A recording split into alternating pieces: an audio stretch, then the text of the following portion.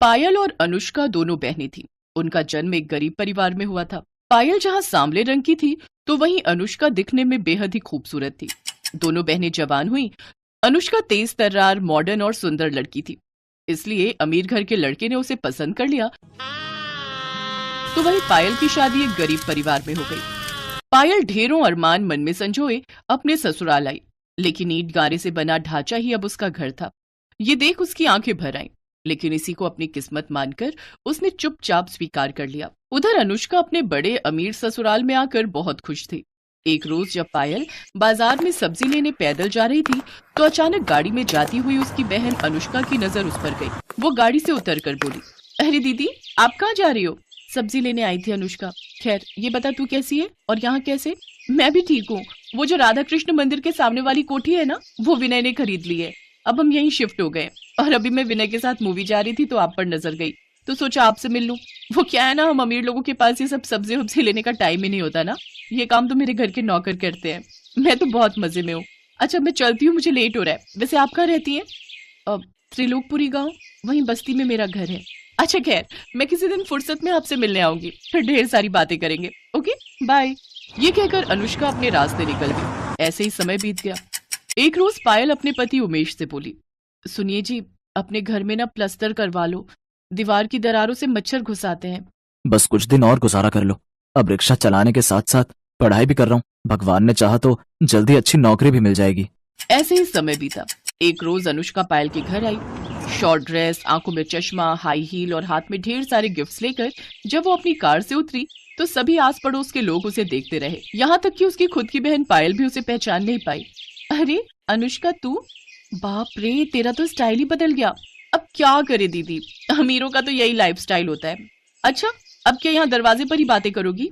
चलो अब मुझे अंदर आने दो, मैं भी तो देखूं तुम्हारे महल को। अनुष्का उसके घर के अंदर आती है तो चारों ओर से उसकी ईंट की चार दीवारी को ही देखती रह जाती है। फिर पायल के हाथों में तरह तरह के मिठाइयों के डिब्बे और ढेर सारे गिफ्ट देती है। फिर कुछ देर बाद पायल पानी लेकर आई। उसकी सांस फूली हुई थी। दीदी कहाँ चली गई थी पानी लेने? आपकी सांस फूली हुई है। गली के बाहर जो सरकारी नल है ना, वहीं से लाई हूँ।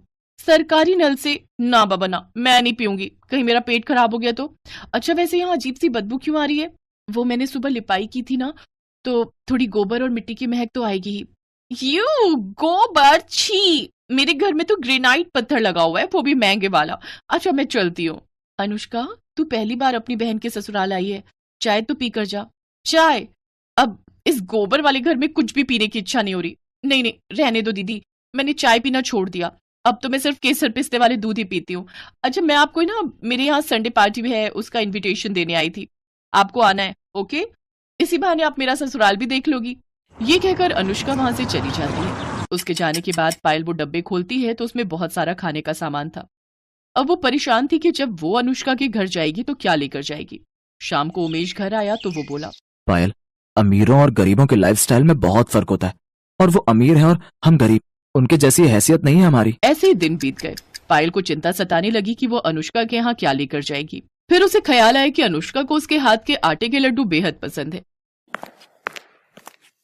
वो जल्दी से आटे के लड्डू बना लेती है और फिर अगले दिन उन्हें लेकर अनुष्का के घर पहुंच जाती है, जहां वो देखती है कि अनुष्का अपने शीश महल जैसे घर में आराम से बड़े से सोफे पर बैठी है। उसकी ठाट बाट देखकर पायल हैरान रह गई।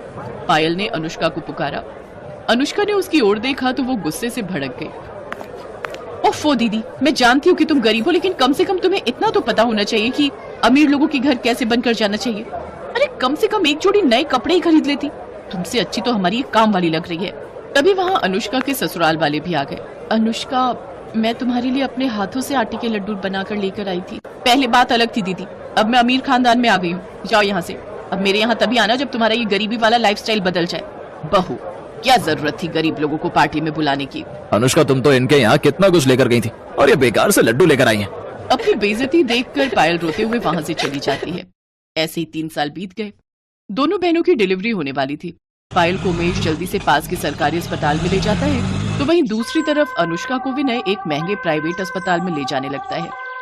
लेकिन प्राइवेट अस्पताल थोड़ा दूर होता है और वो वहां तक नहीं जा पाते, इसलिए वो भी अपनी पत्नी को सरकारी अस्पताल में ही ले जाता है। कुछ देर बाद डॉक्टर पायल से कहते हैं, मुबारक हो, आपको 2 जुड़वा बेटे हुए हैं। ये सुनकर पायल और उमेश बहुत खुश हुए, लेकिन तभी दूसरे कमरे से किसी के रोने की आवाज आई। पायल ने पर्दा हटाकर देखा तो सामने बिस्तर पर अनुष्का बेहोश थी और विनय और उसकी माँ आपस में बातें कर रहे थे। माँ, जब अनुष्का होश में आएगी और अपने बच्चे के बारे में पूछेगी तो मैं उसे क्या कहूंगा कि तुम्हारा बेटा मरा हुआ पैदा हुआ है और अब वो कभी माँ नहीं बन सकती। नहीं बेटा, अगर ऐसा हुआ तो वो सदमे में भी जा सकती है या हमेशा हमेशा के लिए कहीं कोमा में ना चली जाए, इसीलिए डॉक्टर ने उसे कुछ भी बताने से मना किया है। नहीं माँ, मैं अनुष्का को नहीं खोना चाहता। उनकी बातें सुनकर पायल और उमेश ने एक दूसरे की तरफ देखा, फिर एक फैसला लिया। पायल ने अपना एक बेटा गोद में लिया और विनय से जाकर कहने लगी, विनय, मैं भी अपनी बहन को नहीं खोना चाहती। हमने आप दोनों की सारी बातें सुन ली। मैंने जुड़वा बेटों को जन्म दिया है, इसलिए मेरा एक बेटा तुम रख लो और अनुष्का को यही कहना कि ये उसी का बेटा है। मैं गरीब जरूर हूं, लेकिन दुख तो सबका बराबर ही होता है ना। मेरे बेटे की परवरिश करते समय उसे गरीब और अमीर दोनों के बारे में बताना, ताकि वो गरीबों का दुख भी समझ सके। अनुष्का होश में आ चुकी थी, उसने उनकी सारी बातें सुन ली थी। वो हाथ जोड़कर पायल के सामने रोते हुए कहने लगी, मुझे माफ कर दो दीदी, मैंने आपको कितना भला बुरा कहा। शायद उसी की सजा मुझे मिली है जो भगवान ने मेरा बच्चा छीन लिया, साथ ही हमेशा के लिए मां बनने के सुख से भी वंचित कर दिया। दीदी, आपके बेटे को अपना बेटा समझकर पालूंगी, शायद इससे मेरे सारे पाप धुल जाए। मेरा नहीं बहन, तेरा बेटा, आज से ही तेरा बेटा है। दोनों बहनें रोते हुए एक दूसरे के गले लग गई। आज माँ की ममता ने अमीरी गरीबी के सारे फासले मिटा दिए।